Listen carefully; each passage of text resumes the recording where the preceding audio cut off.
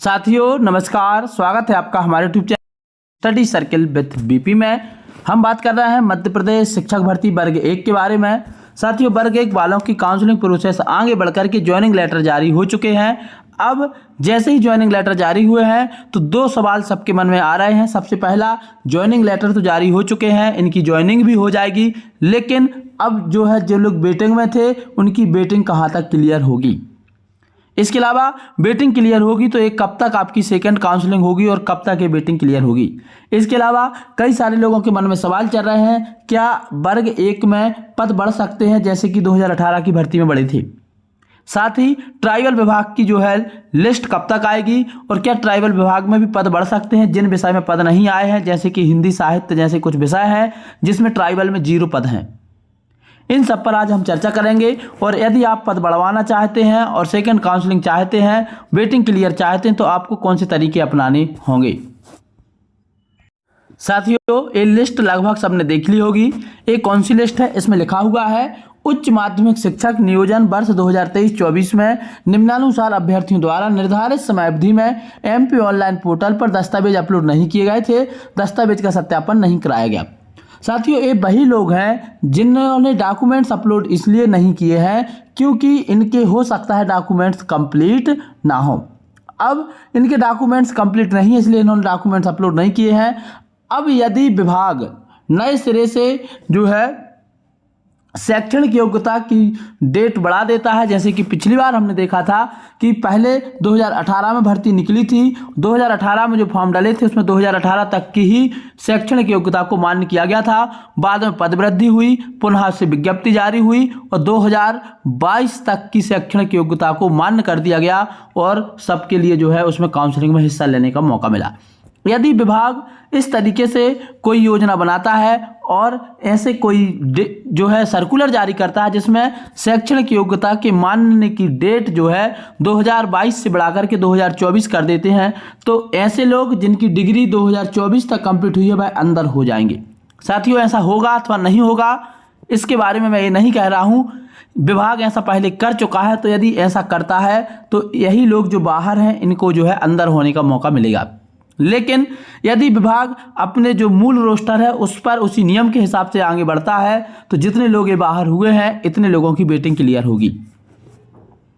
चूंकि यहाँ पर अब ये कह पाना संभव नहीं है कि ये जो है वेटिंग क्लियर एससी की है, एसटी की है, ओबीसी की है या जनरल की। चूंकि यहाँ पर सब्जेक्ट तो लिखा है लेकिन ये कौन सी कैटेगरी से सिलेक्ट थे ये नहीं लिखा है, केवल यहाँ पर रैंक बताई गई है।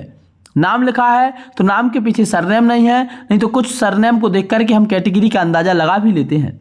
लेकिन ये लगभग तय है कि जितने लोग यहाँ पर हैं, जैसे कि मान के चलिए सबसे टॉप नंबर पे यहाँ एग्रीकल्चर की लिस्ट है, एग्रीकल्चर में टोटल 41 लोग हैं, तो 41 लोगों की तो वेटिंग क्लियर होना डायरेक्ट तय है। अब 41 लोग कौन से होंगे, ये वह लोग होंगे जिस कैटेगरी के ये लोग होंगे उस कैटेगरी का पद इनकी जगह उसी कैटेगरी के वेटिंग कैंडिडेट को मिल जाएगा। तो एक तो ऐसे आपकी वेटिंग क्लियर होगी। इसके अलावा दूसरा जो ऑप्शन है वह यह है कि उच्च माध्यमिक शिक्षक नियोजन वर्ष 2023 में दस्तावेज का इन्होंने सत्यापन तो कराया है लेकिन अपात्र पाए गए हैं। क्यों अपात्र पाए गए हैं, इनको रिजेक्ट किया गया है। क्यों रिजेक्ट किया गया है, जैसे कि इसमें कुछ अलग अलग तरीके की यहाँ पे वजह बताई गई हैं। पहले व्यक्ति हैं कोई जो एग्रीकल्चर से हैं, सत्यम पाटीदार इनका नाम है। इन्होंने बीएड की उपाधि अपूर्ण है, मतलब इनका बीएड जो है रनिंग होगा और इनका बीएड रनिंग होने के कारण जो है निर्धारित दिनांक तक इन्होंने अपनी जो योग्यता होनी चाहिए वह हासिल नहीं की, इसलिए इनको बाहर कर दिया गया, रिजेक्ट कर दिया गया। लेकिन यदि विभाग वही जो मैंने बताया कि 2022 से बढ़ाकर के 2024 तक के डॉक्यूमेंट्स वैलिड करती है जैसे कि पिछली भर्ती में किए थे, और यदि इनकी डिग्री आज की डेट में कंप्लीट हो चुकी है तो इनका जो है नाम रिजेक्शन से सिलेक्शन में बदल जाएगा। लेकिन यदि विभाग मूल जो आपका नोटिफिकेशन है 2022 का उसी के हिसाब से आगे बढ़ता है तो फिर इनकी जगह इसी सब्जेक्ट के जैसे कि सत्यम पाटीदार है, इनकी रैंक 3 है। जाहिर सी है बात है यदि किसी व्यक्ति की 3 रैंक है तो ये जनरल से यूआर से सिलेक्ट होंगे, तो यूआर कैटेगरी के एक व्यक्ति की वेटिंग इनकी जगह क्लियर हो जाएगी। तो इस तरीके से आप ये देखें कि इन दोनों लिस्टों में टोटल करके देखें कि कितने कैंडिडेट हैं। जैसे मैंने पॉलिटिकल साइंस में टोटल किया तो 28 लोग हैं। हमने एग्रीकल्चर में देखा था 41 लोग हैं और 41 लोगों के अलावा जो रिजेक्शन सूची में नाम है 13 लोगों का नाम रिजेक्शन सूची में है। 41 में यदि हम 13 को प्लस कर देते हैं तो टोटल हो जाते हैं आपके 54 लोग। 54 लोगों की वेटिंग डायरेक्ट क्लियर होगी एग्रीकल्चर में। ऐसे ही हर कैटेगरी के यहाँ पर हैं।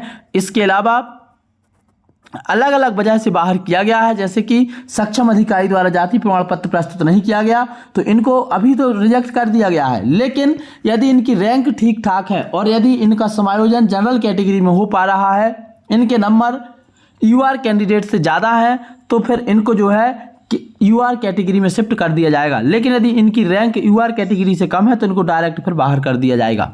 इसके अलावा एक सत्र में 2 उपाधि नियमित रूप से करने का, तो जिन्होंने 2 रेगुलर डिग्री की है उनका कोई ऑप्शन नहीं है, उनको सीधे बाहर कर दिया जाएगा। इसके अलावा एक और है स्नातकोत्तर उपाधि में सह विषय में अर्जित करना, स्नातक उपाधि में मूल विषय ना होना।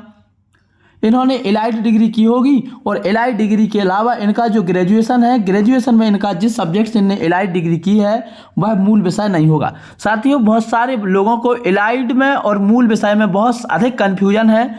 इसको लेकर के हमारा एक वीडियो आपको जो है चैनल पर मिल जाएगा, आप उसको देख लें। इसके अलावा मैं पुनः कल या परसों में आपको एक विस्तार से वीडियो लेकर के आऊँगा जिसमें एलाइड को लेकर के आपके सारे डाउट क्लियर करूँगा विथ प्रूफ के। इसके अलावा स्नातकोत्तर उपाधि तृतीय श्रेणी में होना, इनकी एमए जो है वो थर्ड मतलब डिवीजन में पास है, इसलिए इनको बाहर कर दिया गया। तो ये बहुत सारे रीजन है जिनको अपात्र किया गया है। अब सबसे बड़ा जो पॉइंट निकल के सामने आता है, जब सिलेक्शन सूची में ऐसे कैंडिडेट हो सकते हैं तो वेटिंग लिस्ट में भी ऐसे कैंडिडेट होंगे। तो बहुत सारे लोग, लगभग आप 1% में यदि आप अनुमान लगाएं तो आप अपने विषय के कुल पद देखें, कुल पद में से लगभग कितने % लोग रिजेक्ट हुए हैं या जिन्होंने डॉक्यूमेंट अपलोड नहीं किए हैं, उतने ही % लोग आप वेटिंग से बाहर कर लें और उसके बाद देखें आपका नंबर कहाँ पे आता है, उस हिसाब से आपकी वेटिंग क्लियर हो जाएगी। साथियों, यहाँ पर एक एक व्यक्ति की रैंक कैटेगरी ना होने के कारण मैं कैटेगरी वाइज, सब्जेक्ट वाइज एक एक व्यक्ति का तो नहीं बता सकता कि किसका सिलेक्शन होगा किसका नहीं होगा। लेकिन सेकेंड काउंसलिंग होते ही लगभग जो 50 वेटिंग के अंदर हैं उनके सिलेक्शन होने की संभावना बहुत अधिक बढ़ जाती है।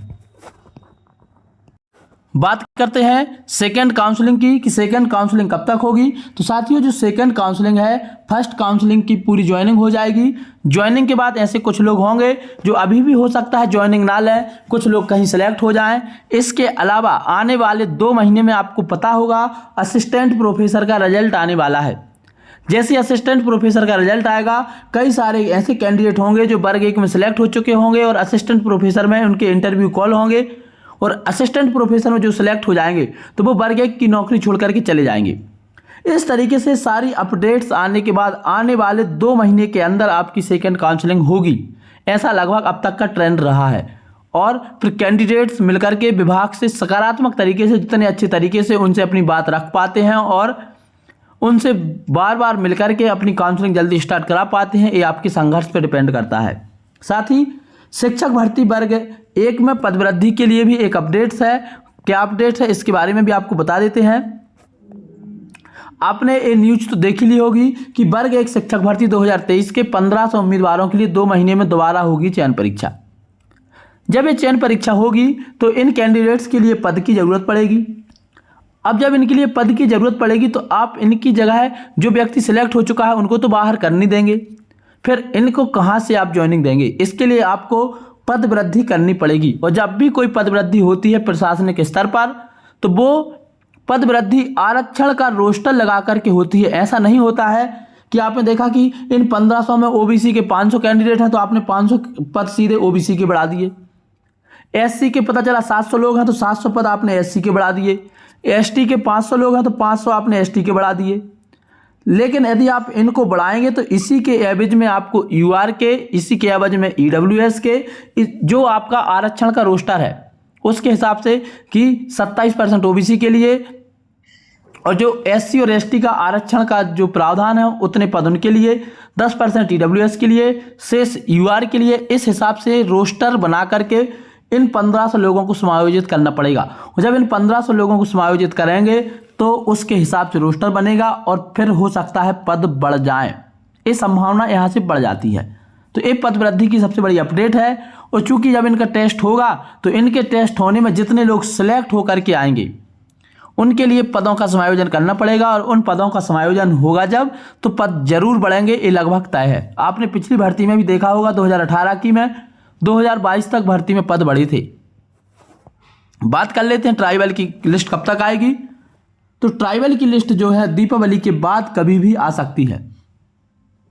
दीपावली की छुट्टियों के बाद जैसे ही विभाग की छुट्टियां खत्म होंगी, पुनः विभाग तक ये अपडेट तो पहुंच ही चुकी होगी कि डीपीआई की काउंसलिंग स्टार्ट हो चुकी है, ज्वाइनिंग लेटर जारी हो चुके हैं। जैसा कि हमने देखा था कि डीपीआई के डॉक्यूमेंट्स अपलोड होने के जस्ट 15 से 20 दिन बाद ट्राइबल के डॉक्यूमेंट्स अपलोड होने लगे थे, वेरिफिकेशन होने लगे थे। तो 15 से 20 दिन का अंतर ही रहता है। तो आज से ही मान के चलें कि हम 15 दिन का अंतर लेते हैं, तो आज है आपकी 20 तारीख। तो आने वाली 5 तारीख से लेकर के 10 तारीख के बीच में ट्राइबल के जो है ज्वाइनिंग लेटर आने चालू हो जाएंगे, और ट्राइबल के जो ज्वाइनिंग लेटर आएंगे वो एमपी टास्क की प्रोफाइल पर आएंगे। साथियों, तो आज की इस वीडियो में इतना ही। अंत तक वीडियो देखने के लिए सभी का बहुत बहुत धन्यवाद। जय हिंद।